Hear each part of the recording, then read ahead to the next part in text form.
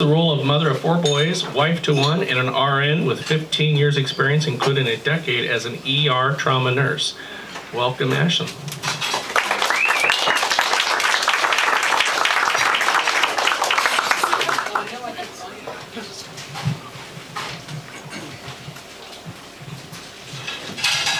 Can you guys hear me? Okay. So this is my first reading. Actually, I met Annie back there. We were at a book signing together, and then Pam also, and then Tanya said, well, you want to come and, you know, speak? And I said, sure, I love to speak. I love to talk to people, and so here I am. So first of all, I want to know, does anybody know what paranormal romance is? Okay. Okay, so basically, if you're familiar with Twilight, Twilight made it really popular. Usually werewolves, vampires, any creatures that really aren't human.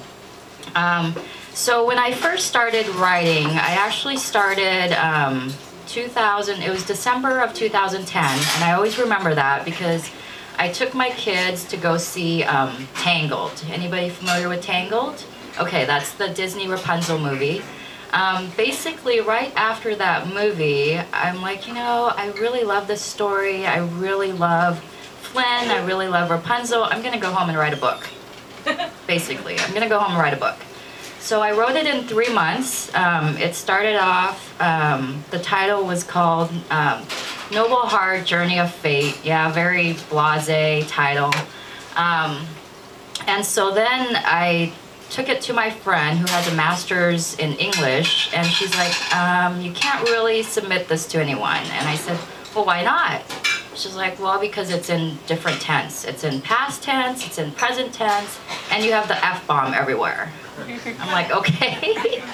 I'm like, okay, I'll redo it. So I redid it probably 5 times, and it was 5 times 5 different plots.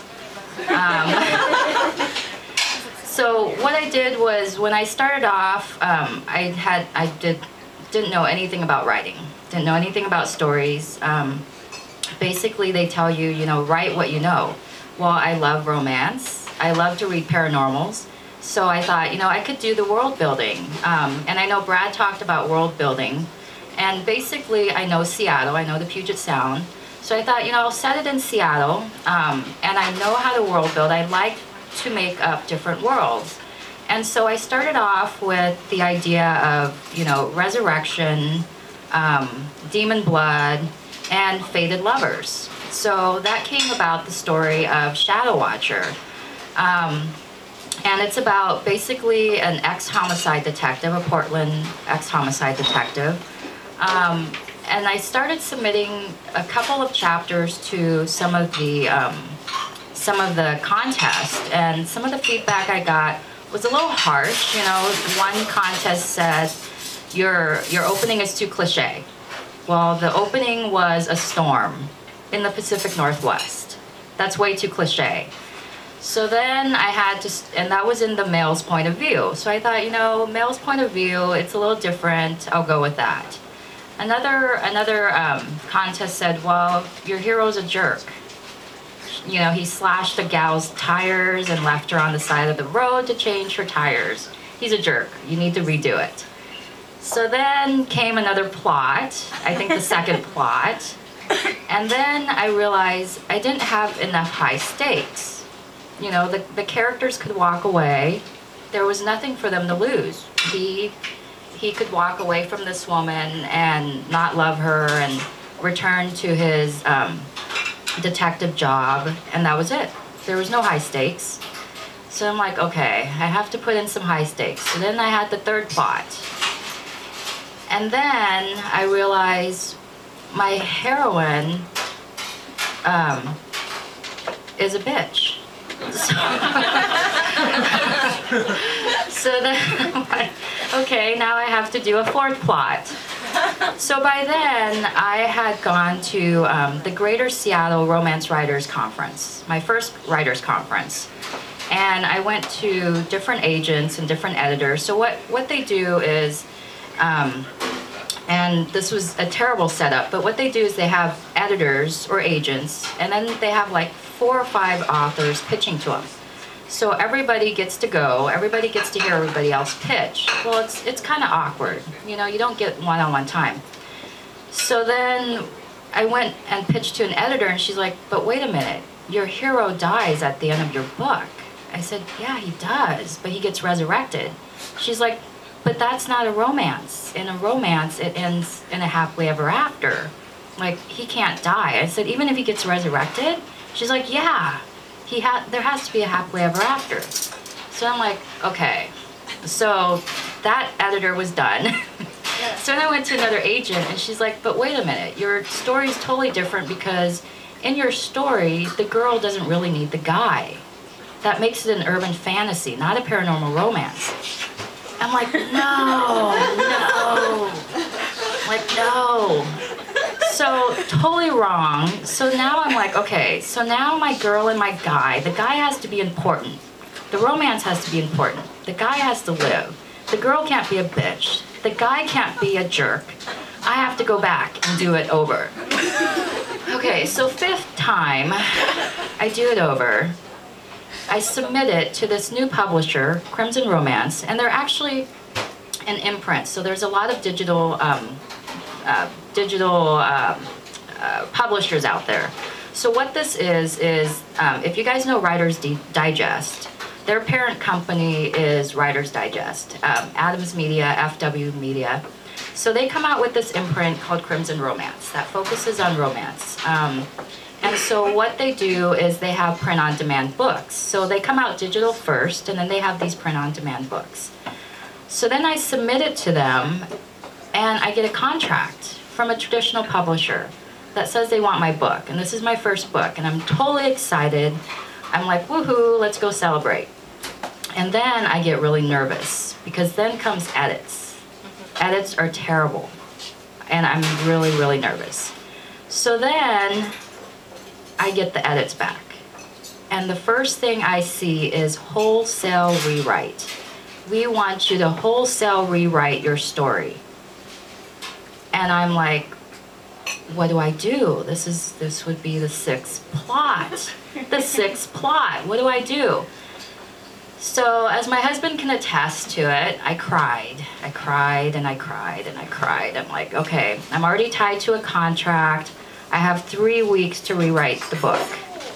And of course, I procrastinate. I procrastinate for a week and a half. So I'm like, okay, I have a week and a half now to rewrite the whole book. And I have to cut 80 pages out. And I have to cut out 2 to 3 subplots. So this whole thing about fated lovers is totally out the door.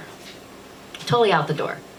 So then my editor says, this is what you have to do. You have to get rid of all your bad guys. I had 5 or 6 bad guys. You have to get rid of all your bad guys, make the brother the bad guy. The brother is enough of a bad guy to be sufficient for your book. Get rid of the fated lovers and focus on the bad guy.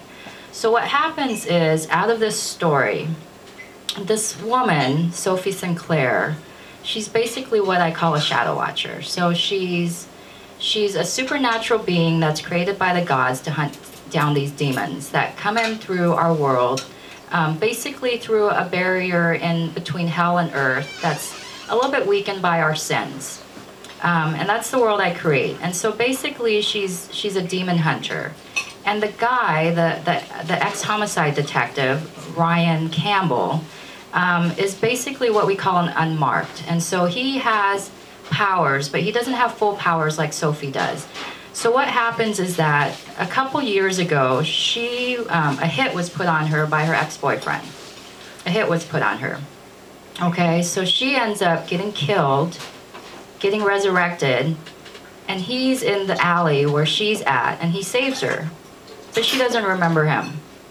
And now, unfortunately, she is, because humans aren't supposed to know about these shadow watchers, now the ex-boyfriend, his life is tied to hers. So she has to protect the ex-boyfriend that tried to kill her. So it's a little bit of a dilemma. It's high stakes. Because if she doesn't kill these demons for him, then basically she's as bad as he is. You know, killing a guy who basically her brother beats up, and now he's in a wheelchair. So her family motto is protect the weak from the strong. So this, her ex-boyfriend who puts the hit on her is now in a wheelchair. She's sworn to protect him. She's like, you know, I need to hunt down these demons and kill them. Well, she's three demons from releasing him from this death sentence of his.